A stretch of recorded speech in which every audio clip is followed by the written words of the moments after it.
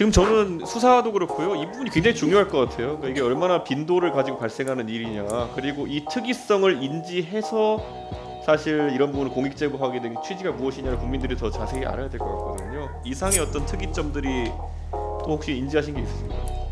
그 이상의 특이점에 대해서는 잘 모르겠고요. 이와 유사한 과거 사례가 있느냐에 대해서 지금 물으셨던 거잖아요. 저는 듣도 보도 못했고요. 지금 직원들 시켜서 없는 거 찾아내라고 그냥 안 하셨으면 좋겠습니다. 위원님 1년 반 전에 몇 월 며칠 몇 시에 어느 채널에서 무슨 프로그램 봤는지 기억 못 하시잖아요. 당연하죠. 네. 그 일이 벌어진 겁니다. 제가 지금 말씀드린 게 뭐냐면 원래 논리에 있어서 가장 이제 명쾌한 것이 반례가 있으면 되는 것인데 지금 만약에 방심위 측에서 반례를 찾아가서 제시하지 못한다 그러면은 지금 상황에서 당연히 이거는 그럼 이례적인 상황이다라는 엉뚱한 것이 반례를 찾아내는 고생을 직원들이 하지 않았으면 좋겠습니다. 그리고 지금 저희 탁동삼 연구원님 앞으로 잠깐. 연구위원님이 이거 제보하시겠다고 결심했을 때는 방금 전에 제가 이제 간부들께 여쭤본 것처럼 뭔가 지금까지 없었던 정황이 하나 있기 때문에 예를 들어 다른 종류의 민원에서 다른 형태의 보도에서 없었던 민원이기 때문에 이런 것들을 제기하셨을 텐데 혹시 연구원이 인지하시기로는 아까 똑같은 질문 예를 들어 이런 비슷한 사례가 있습니까? 뭐 보도에 따라 가끔 뭐 여성 단체 뭐 약간 여자 남자 어떤 그런 좀 민감한 부분이라든지 아까 말씀해 주신 특정 종교 특히 뭐 이단 논쟁이나 이런 경우에 방송이 되면 다수의 민원이 들어오는 경우는 사실 있습니다. 단체 민원들이 공통으로 들어오긴 하고요.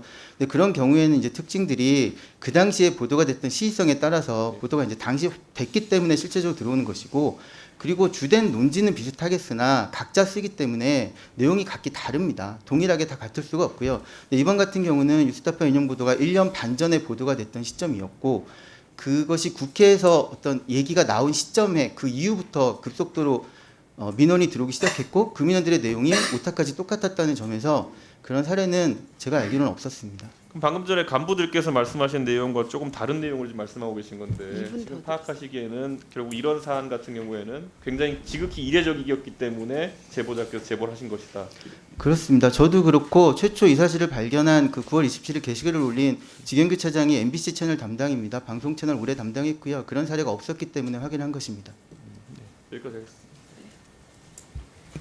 지금 좀 아까 박동주 아니 예, 아까 지난번에 제가 질의할 때 질의 취지가 뭐 약간 정확히 전달되지 않은 것인지 제가 방심이 오래 근무하셨는데 이 비슷한 사례가 있었는지를 여쭙거든요. 그래서 다시 한번 우선 재차 물어보고 시작하려고 그러는데요. 만약 아까 말씀드렸던 것처럼 좀 어떤 일부 집단의 어떤 민원이 한꺼번에 몰려드는 경우 아까 이제 탁동삼 연구위원께서는 물론 그런 경우가 있긴 했지만은 보통은 보도가 발생한 직후에 그런 일이 생기는데 이번 건은 시차 때문에 좀 의아하다고 생각하셨다라는 의견을 밝히셨는데요. 실제 그러면 뭐 시차를 감안하기 전에라도 이런 비슷한 사례 예를 들어 내용이 누군가에 의해 가지고 유포됐을 가능성, 복사 붙여넣기 됐다라고 표현될 정도의 이런 가능성이 있는 건들이 종종 있었습니까?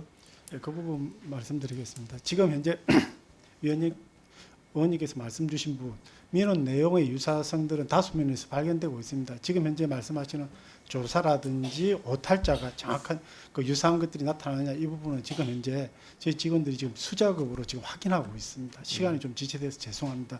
이 확인되는 대로 의원님께 보고드리겠습니다. 그런데 그 보통 민원이 들어오면은 그런 이런 유사성이나 이런 것들을 뭐 감지해가지고 내부적으로 그런 것들을 보고를 합니까? 아니면은 이번 사례가 특이하게 아까 말씀드렸던 것처럼 무슨 이름이 특이하다든지 아니면 뭐 전화번호가 특이하다든지 검색해 보니까 관계 있는 사람 나와서 이렇게 된다든지 이렇게 보통 됩니까? 아니면은 이번이 특이한 케이스입니까? 이런 거 알아보는 게?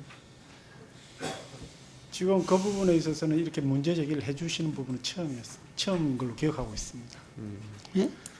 그러면은 김준희 지부장님 잠깐만 하겠습니다.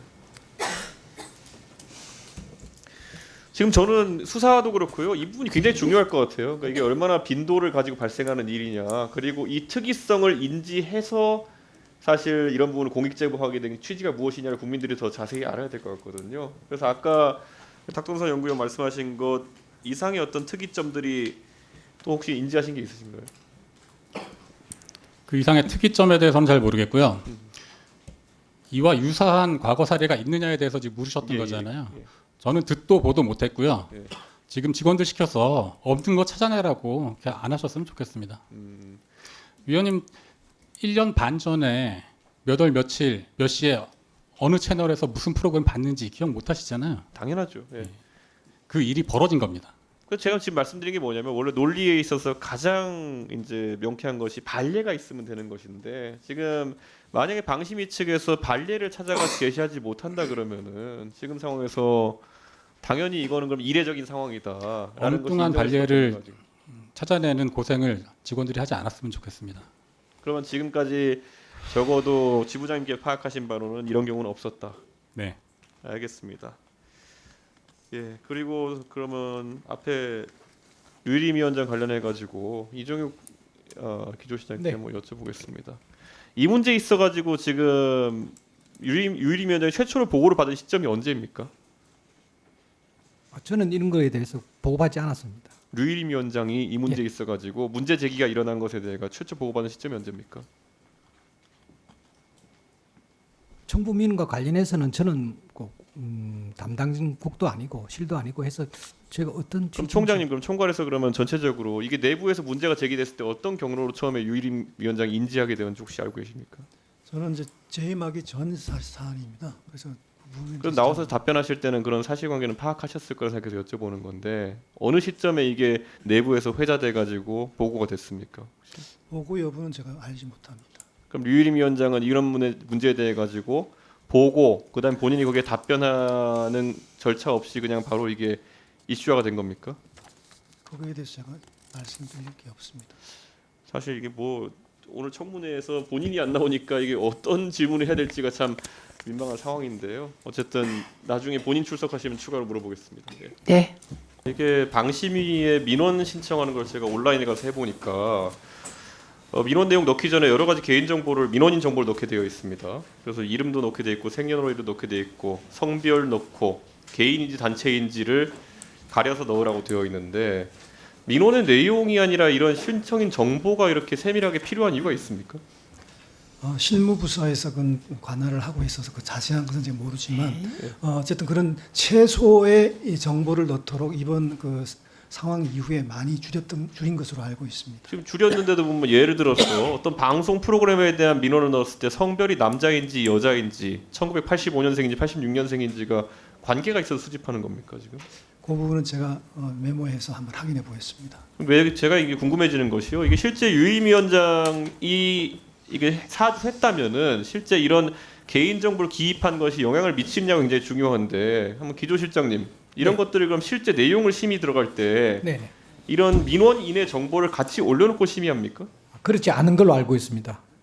아니 그렇게 않은 아니, 겁니까? 제 민원 상담팀이 따로 있는데요. 예, 예. 제가 부서 그런 업무는 안 하고 있기 때문에 그럼 제가 그렇지 알고 있기는 않- 그렇게 알고 있습니다. 그렇지 않다고 알고 있으면 애초에 이거를 수집할 이유 자체가 없지 않습니까? 지금 이 상황에서도 보면은 이 내용을 수집했고 그걸 또 이제 지금 제보자가 연락하면서 이게 이름이 예를 들어서 류일임 위원장과 특수관계로 추정되는 분이 있고 이러다 보니까 이런 문제가 계속 불거지는 거거든요. 네. 저는 수집을 왜 했는지 자체가 의문이고 항상 개인 정보는 직무 처리를 위해 최소한을 수집하도록 되어 있는데 이건 뭐 여러 가지 통신과 방송에 있어서 심의해야 될 기관이 오히려 그런 준칙 자체를 제대로 지키지 않았기 때문에 이런 일이 발생한다. 어떻게 보십니까?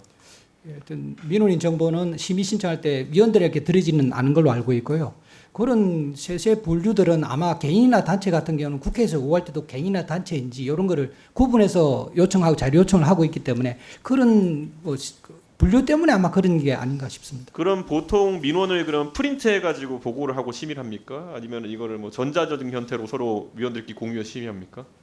아마 심의팀에서 그 사전에 네. 업무 보고를 하는 걸로 알고 있습니다. 프린트해서 프린팅해서 예. 그리고 거기에는 개인 정보가 안 들어가는 네, 것으로 그렇습니다. 알고 있다. 네. 실제 이런 경우에 예를 들어 방송 같은 경우에 이해 당사자들이 민원을 넣는 경우가 종종 있는지 혹시 파악이 되시나요? 예를 들어서 방송 같은 데서 간혹 논란이 되는 보도, 예를 들어 소수 종교라든지 이런 것들에 대해서 보도하게 되면은 예. 방심의 민원이 폭주할 걸로 예상되는데 네네. 이번 사례처럼 예를 들어서 오탈자까지 복사 붙여넣기 해가지고 심의를 신청하고 이런 경우가 있습니까? 제가 담당하지 않지만 그런 경우는 많지 않지 담당하는 않을까 분이 지금 싶습니다. 누구 어떤 분이죠? 방송심의국장님. 예, 한번 앞에 나서 답변해 주실 수 있겠습니까?